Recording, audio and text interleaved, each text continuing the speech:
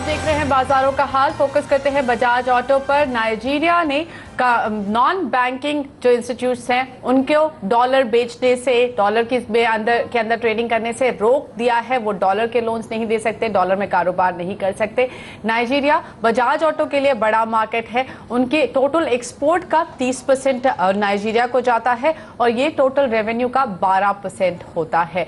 तो अब बजाज ऑटो जो कि ऑलरेडी काफी कुछ परेशान है क्योंकि जो टू व्हीलर्स के नंबर्स हैं वो कुछ खास नहीं आ रहे। बात करते हैं भरत ज्ञानानी हमारे साथ जुड़े हैं, ऑटो एक्सपर्ट एंजल ब्रोकिंग के।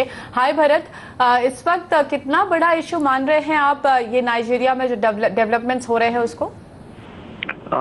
या गुड आफ्टरनून।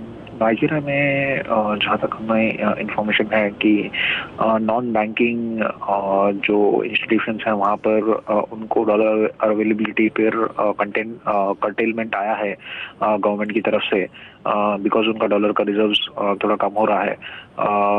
बट जहाँ तक मैनेजमेंट का कहना है कि उनके जो डिस्ट्रीब्यूटर हैं वहाँ पर उन्हें बैंक से ही डॉलर्स मिलते हैं। तो जहाँ तक इस कर्टेलमेंट का सवाल है जो कि नॉन बैंकिंग इंस्टीट्यूशंस पर लगाया हुआ है, तो उससे बजाज को मतलब कुछ इतना फर्क मेरे हिसाब से वॉल्यूम में एज ऑफ नाउ नहीं पड़ेगा। ओके, बट जो नाइजीरिया की करेंसी का डिवैल्यूएशन हो रहा है, ऑलमोस्ट 20% का डिवैल्यूएशन उनका फॉरवर्ड कॉन्ट्रैक्ट्स में दिख रहा है और इनफैक्ट अगर आप उसके एक महीने आगे का कॉन्ट्रैक्ट देखें तो 25% का डिवैल्यूएशन दिख रहा है।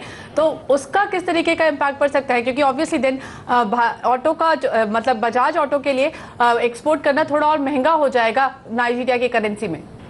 जी डेफिनेटली इम्पैक्ट तो डेफिनेटली पड़ेगा, बट इसमें मैं दो चीज़ ऐड करना चाहूँगा। फर्स्ट चीज़ है कि वहाँ पर जो टू व्हीलर यूज़ होता है वो as a commercial vehicle use होता है in a form of a taxi. तो डेफिनेटली नायरा का जो डेप्रिसिएशन है उससे चीज़ें महंगी तो डेफिनेटली कंज्यूमर को पड़ेंगी, बट क्योंकि पर्सनल की जगह ज़्यादा कमर्शियल व्हीकल के लिए as a commercial vehicle use होता है तो इम्पैक्ट उस एक्सटेंट तक थोड़ा सा लिमिटेड हो जाएगा। एंड सेकंड चीज है कि बजाज को